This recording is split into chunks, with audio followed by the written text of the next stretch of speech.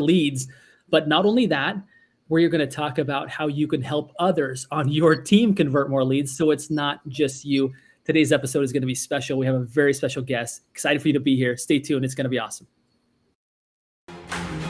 So the big question is this: how do those of us in the real estate industry with crazy amounts of ambition, how do we think bigger than the building of our own empires?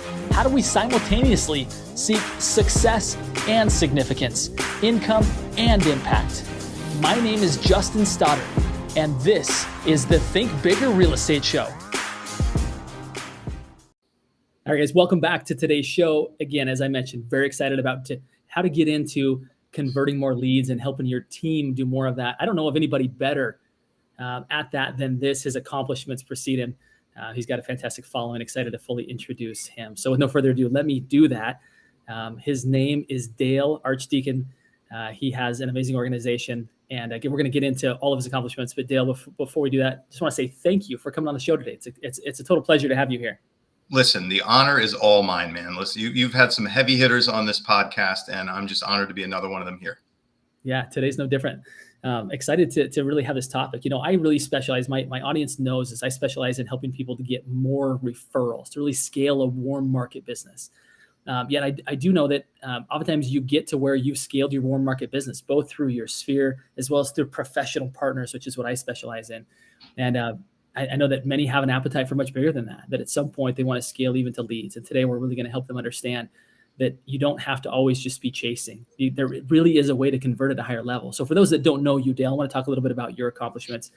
You came in the industry and really became very proficient at selling. Quickly realized that you could do more than that. I know that you teamed up with an organization out of the Philly area and closed 650 transactions in a year. Amazing amount of business. And from now, you've gone on to coach literally thousands of agents on how to better convert leads all throughout North America. So again, such a pleasure to have you here. And for many that may be saying, I recognize Dale, his face looks familiar, it's because he is a moderator of Lab Coat Agents, talks a lot about, in fact, does a very popular show called Cash Call, in which he teaches, really goes and broadcasts people, like records people actually converting leads and gives feedback on that. Pretty exciting stuff. So again, Dale, thanks for being here. Anything you want to share about us on a personal level that would be interesting for people to just get to know Dale the human? Yeah, absolutely. I oddly enough have a passion for like winning. You know what I mean? I honestly think that's what it is. I really like communicating with people, and I have a passion for winning personally, but I'm also kind of lazy. Let's just be honest about that. And so I've constantly I'll do something and then I'm like, I get bored I get good at it and then I get bored doing it. And I'm like, how can I go and show these people how to do this too? Right. And then I get bored at doing that. And I'm like, all right, I'm going to show some other people how to show some other people how to do this stuff. And so that's what I do and kind of what drives me. And usually if I start to hit a certain level of success, I'll start to get bored again. And then I'm like, maybe it's time to make it even harder on myself. And so that's when I have to, that's when it's time to do some new level of leverage, right? Or find something else to keep advancing. I love that. Yeah, I think inside of anybody that achieves at a high level, there's a certain hunger, right, to do things, and then always a way of trying to figure out, how do I do this faster? Like how do I not get bored with this? How do I go bigger with it? So I think you're probably very typical of high producers, is what you described in yourself.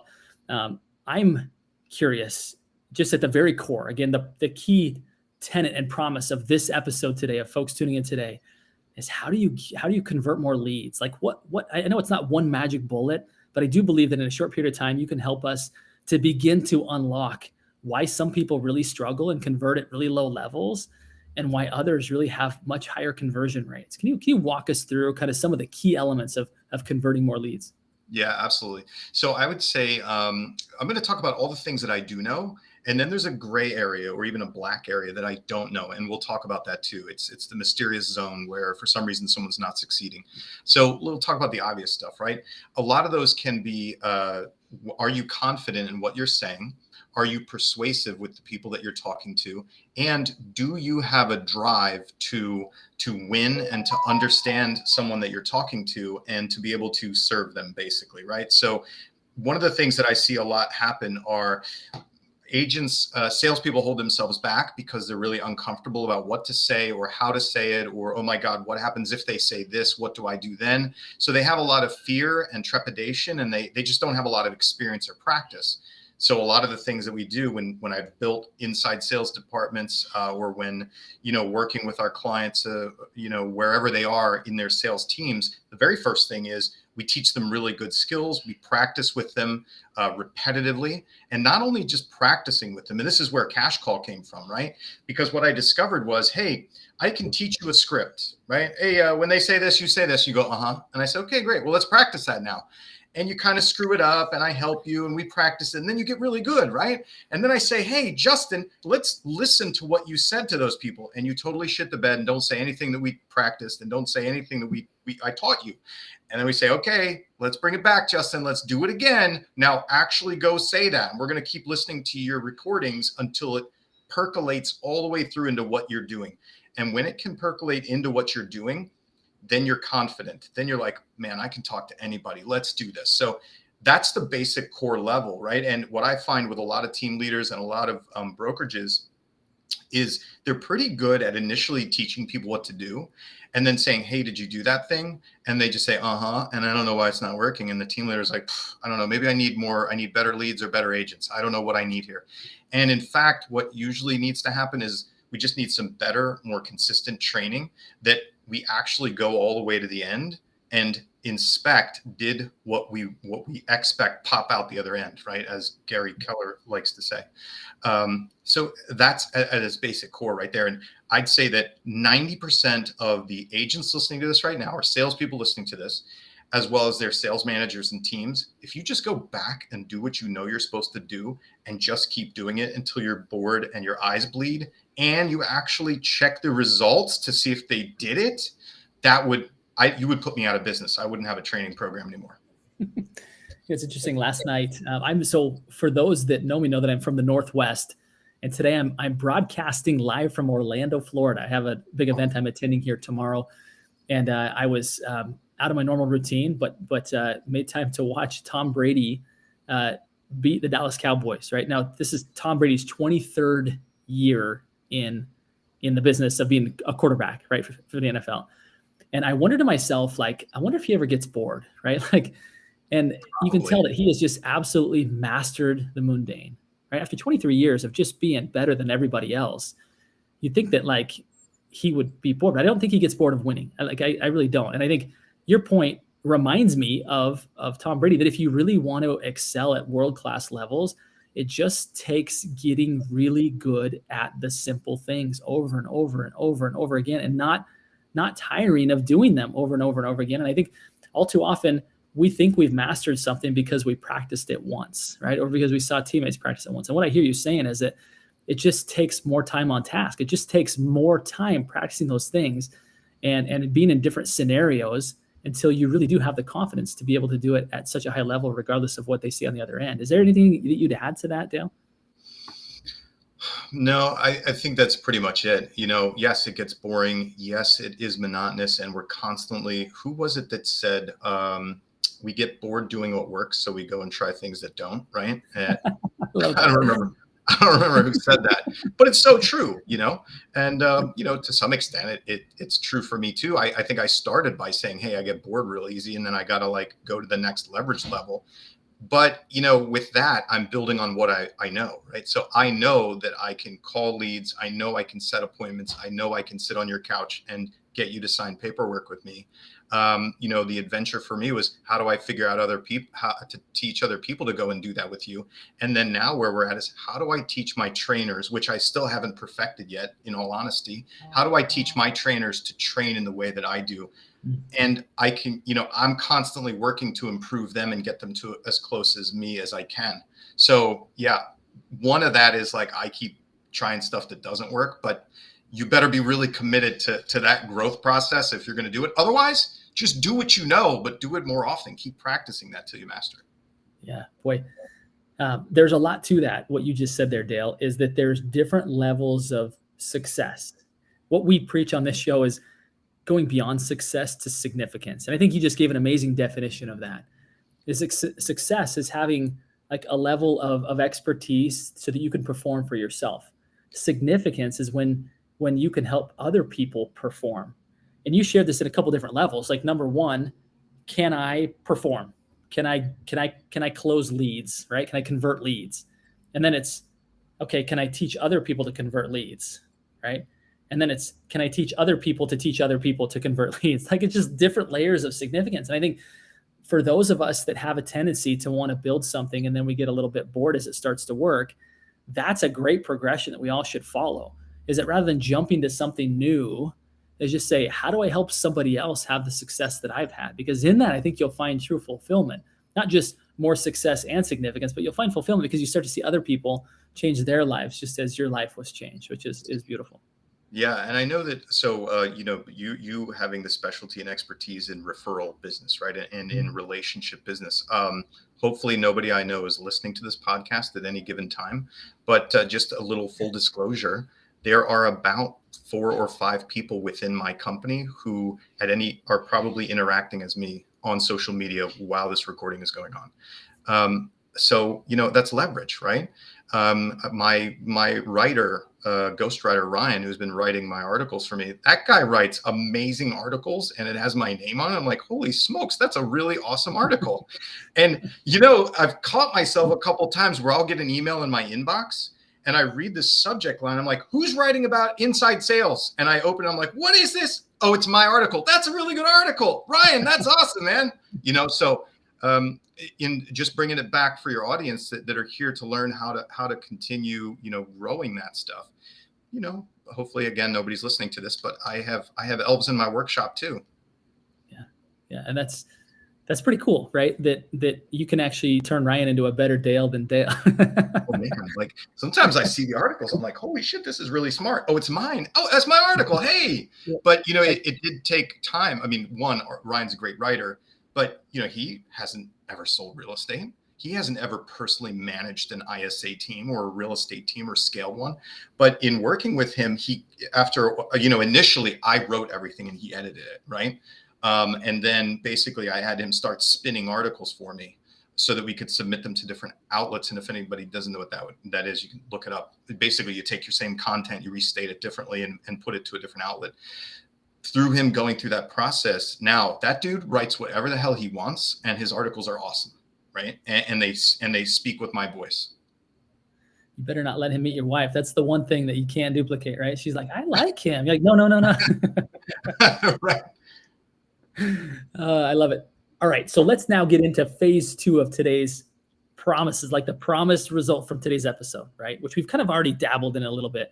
Number 1 is how to convert more leads, right? And you've just simply said, like, you've got to just pay the price to do the mundane over and over and over and get so confident that people, and I've heard this before from a friend, a mentor of mine, he said, people are actually buying your confidence to solve their problems.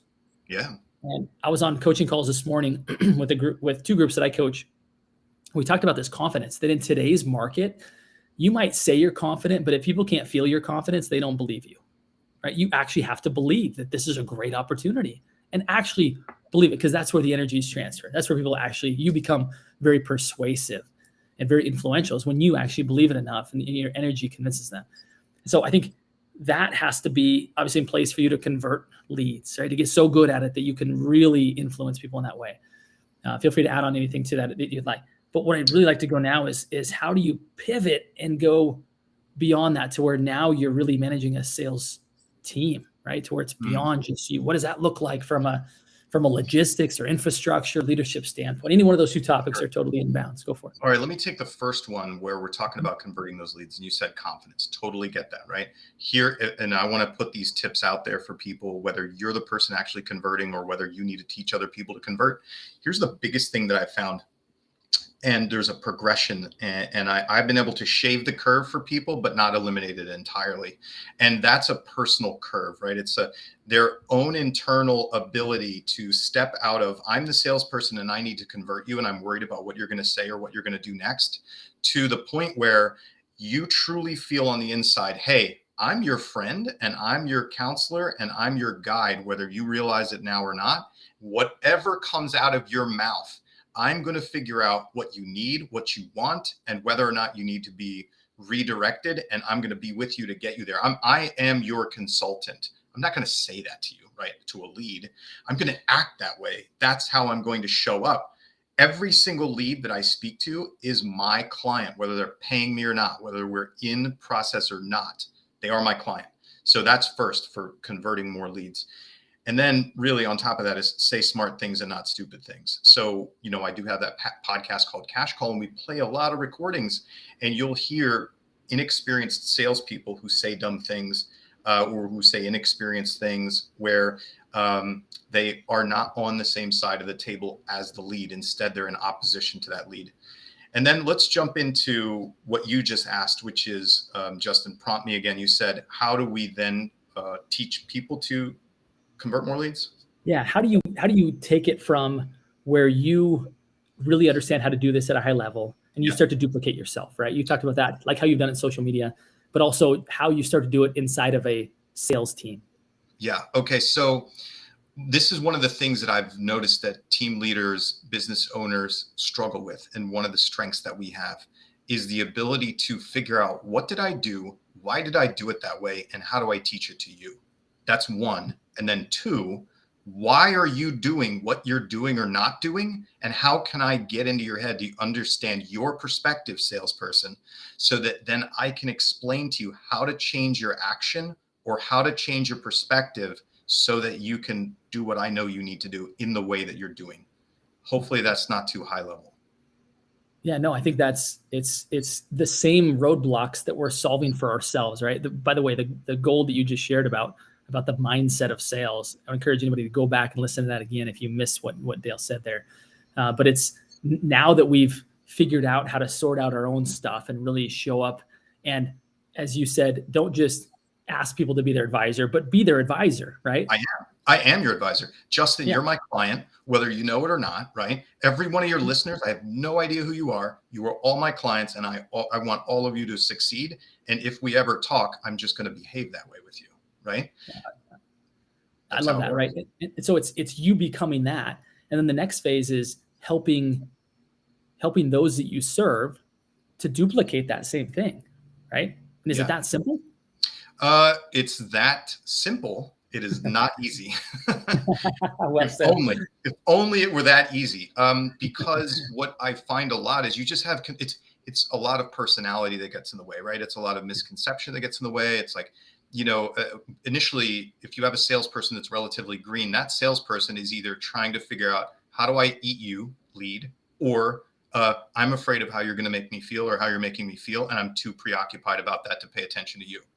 Those are a lot of the basic issues that go on in a salesperson's head. And, they just have to have the conversations to grow. And that's why I said I can't cut the curve off for them, but we can shorten the curve. That's when you work with that salesperson. And the really good thing, and this is where Cash Call came from, is listen to what they're doing and make them listen to what they're doing or what they're saying or what they're not saying. And it's really, really impactful when you can play a recording for a salesperson and you can say, hey, Justin, when they said this and you said that, where were you at in your head? What were you thinking of, right? Were you thinking about them? Were you convinced that were you trying to understand that person and where they're coming from? Or were you waiting to say what you wanted to say? That's powerful. I think my kids have called me out on that more often than I like to admit, where I'm talking to them. In fact, it was my 6-year-old. She said, Dad, why do when I ask you a question, you just say, Like, what is that? What is I mean, and I'm like, she's calling me out right now. Like, I'm there physically. I'm not there mentally. Shame on me. She's only 6 for so long, right? Like that like was a twist in the heart. Like I gotta be present. I gotta show up. What I hear you saying, Dale, is the same thing is true when we're interacting with another human being that maybe not as important, for sure is not as important as our own offspring, but they're in the regard in the domain in which we're serving them. It's very important that we're serving them on potentially the largest purchase and investment of their life. And we're kind of, instead of like, what are they saying? What do they need? And how do I serve them at a high level? I want to teach you a really fun technique, and this is one that anybody can implement right now. So one of the first things that we teach is when you're calling leads, that you're required to repeat back to that lead whatever word they use to answer the phone, the first word they use. If they say hello, you say hello. If they say hi, you say hi. If they say howdy, you say howdy. Even if you're from Philadelphia and that's so weird to say, you're going to do it anyway, right? I And love it. this, there are some actual psychological reasons that we tell people to do that, because the word hello is different from the word hi, and it catches in people's filter, right? Even though it may not make a direct impact, perceivable impact, it's still different.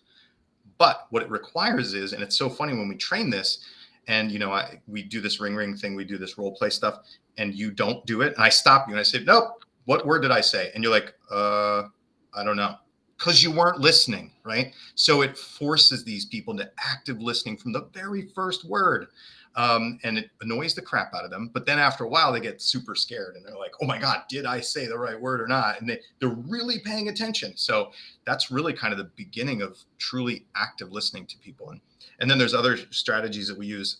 So we do this thing called the question game, where basically I'll say an objection to you, Justin.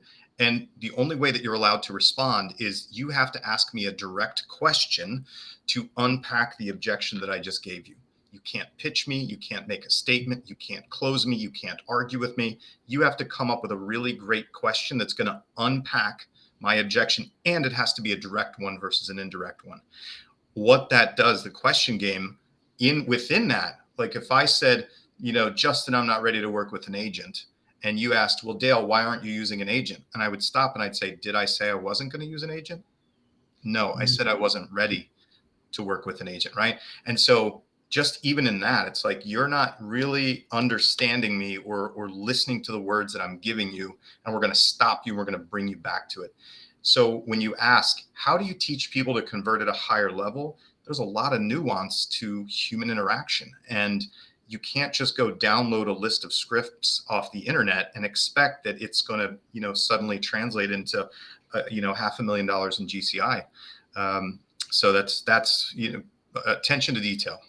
Man, Dale, I'm just thinking about the different layers of psychology that we're working through, right? Through our own, really being present for people, then helping our teammates to do the same. And then every new person that shows up on a call, they're coming in and they're acting a certain way. They're saying different things.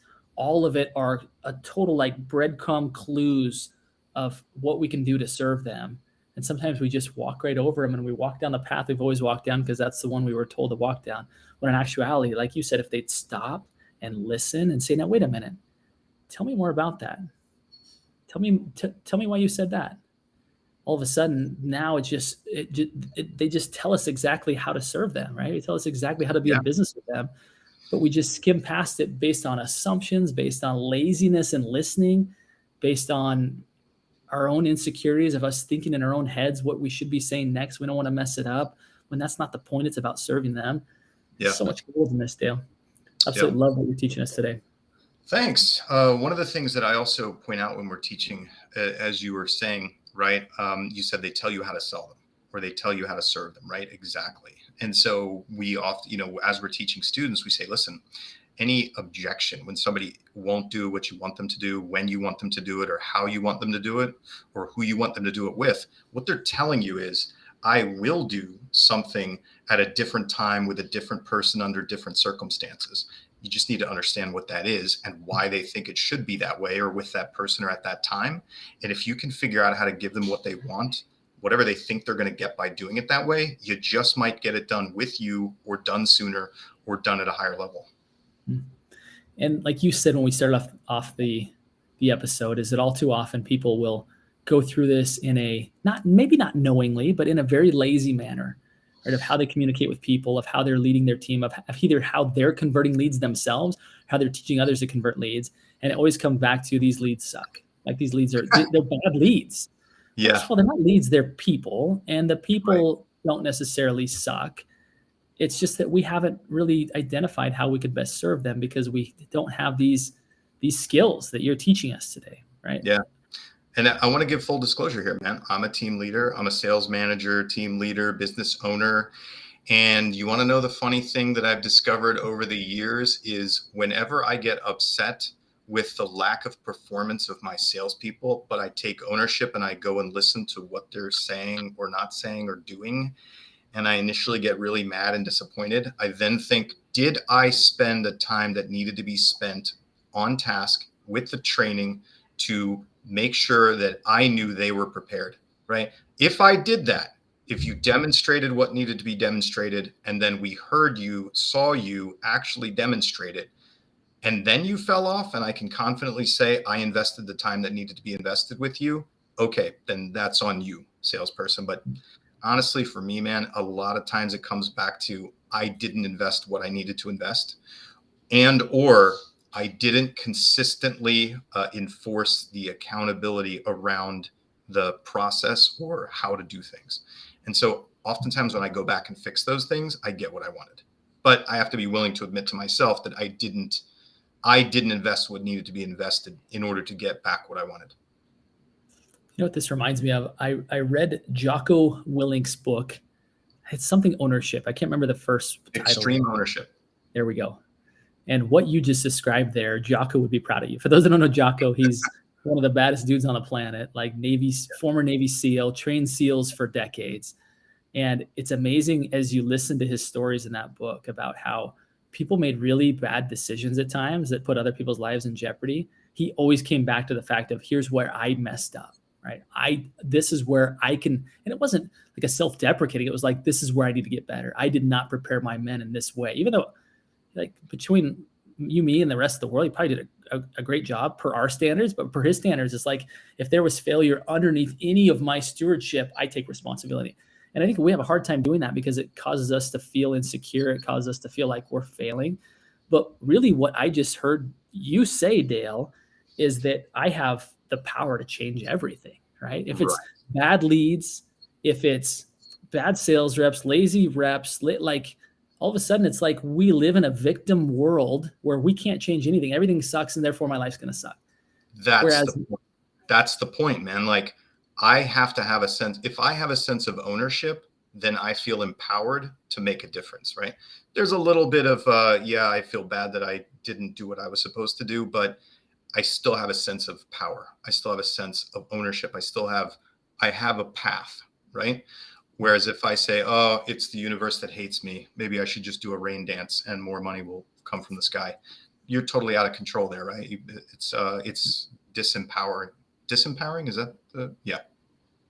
Well, whether you believe in, the universe or God or like whatever it is for you, I don't believe that your supreme power gives when we don't try hard enough, right? Like I think that there's an element of we have to give our very best and we have to keep continuing to improve. And that's when the universe smiles upon us or God smiles upon us is when he sees that we're actually becoming something and we're actually trying. And I think great leaders operate similarly, right? Is that they realize that like that they need to step up, right? And take ownership and teach other people to take ownership. And when everybody does that, it's amazing what can happen inside of an organization, right? When everybody takes ownership and it's no one but my problem versus an organization does the opposite. It is everyone else's problem. All the fingers pointed out, like no progress ever happens because everyone's disempowered. Like I said, they've given away their power to change anything because it's always in someone else's court. Whereas when we just do the opposite, it's a beautiful thing. Dale, I probably have 100 more questions for you, but we don't have time for that. So we'll have to get you in front of all of these witnesses, a commitment to come back at a later time and teach us more because it's so good. Above everything else, the sound of my own voice is a little sweet to me. So, I'm certainly happy to come share it with you. Anybody that has a podcast, if we're really honest with ourselves, there's something that we do like talking. So yes. I love the honesty. I have put for everybody's listening here, that's like, man, I just can't get enough of Dale's wisdom here. I have put a link to his Smart Inside Sales Build Your Real Estate Pipeline tool. It's something that you need to take a look at. Dale, you also have a Facebook group that really focuses on helping people to convert more leads. Would you tell us where that's at so people can find you? Oh yeah, sure. It's just Smart Inside Sales on Facebook. So we started out primarily focusing on building and managing or helping people manage ISA teams. And we very quickly discovered that all the same skills that ISAs need agents pretty much needed to. And so it's grown since then. And so now we are probably the go-to in the industry for scripting and dialogue training, as well as sales management and accountability. So good. So good. All right, Dale, I've got one more question for you that everybody that crosses the Think Bigger stage gets a chance to answer this one. So it's going to catch you off guard, but a guy like you won't be scared of it. So the question is this: you are a big thinker. You're doing some big things, moving from success to significance. What does Dale Archdeacon do to continue to be a big thinker, to continue to expand your own personal possibilities? What do you do to continue to grow? Yeah. So